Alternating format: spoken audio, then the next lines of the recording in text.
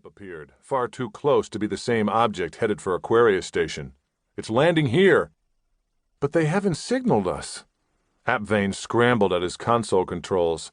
He brought up the visual from the surveillance camera outside the control center, just as something struck it and the picture dissolved into static. Frantic, he fumbled with his comm unit and tapped in Chief Morgan's code.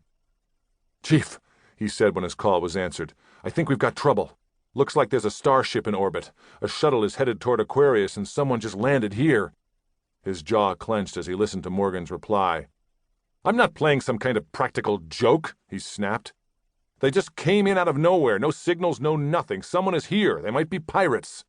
Suddenly, the starship in orbit just disappeared from the screen, and the satellites registered a huge explosion. As Apvane was explaining that the starship appeared to have been destroyed, the door to the control center slammed open, and the two men jerked their attention to it. Hirsute's scream was cut short, becoming a gurgle as he collapsed.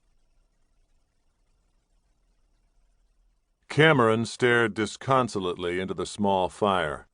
Things had not been going well for him, not at all, since the group's arrival on Society 437 6 months ago. Opposite the fire, snuggled against the cave wall, Minerva stirred in her sleep.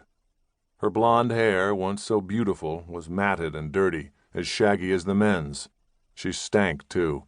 They all did. None of them had spent much time on personal hygiene for months, but she was the only one of the surviving pirates Cameron could trust. The cave they were hiding in extended for uncounted kilometers under the mountains. They only used the first 100 meters or so of the tunnel system that led into the caverns, but they had explored extensively behind the entrance and were satisfied that the place might provide refuge if... Cameron didn't want to think about what if. He was sure their puny defensive measures would amount to nothing if those things did come after them in there. But he'd been careful not to share his thoughts with the others, for fear the tenuous grip he had on them would snap. From the shadows farther inside the cave, someone was pissing. Cameron could just make out Rye's Apback, leaning against the wall back there. "Rise," he shouted. "We have to live in here." "I'm not going outside at night, Georgie boy," Rise answered, shaking himself off. "Not with them things out there, no siree." Rise rearranged his clothes.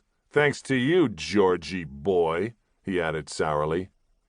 "You'd have been dead 6 months ago with the others if it hadn't been for me," Cameron replied in a tired voice. He was referring to Captain Scanlon and the 100 other members of the Red 35 crew, as the pirate gang had called itself. The surviving pirates blamed him for everything. True enough, it had been Cameron's idea to raid Society 437, but who could have imagined that those things... Cameron shook his head and got to his feet. Carefully, he negotiated his way up the steep tunnel through the sleeping figures littered around tiny fires.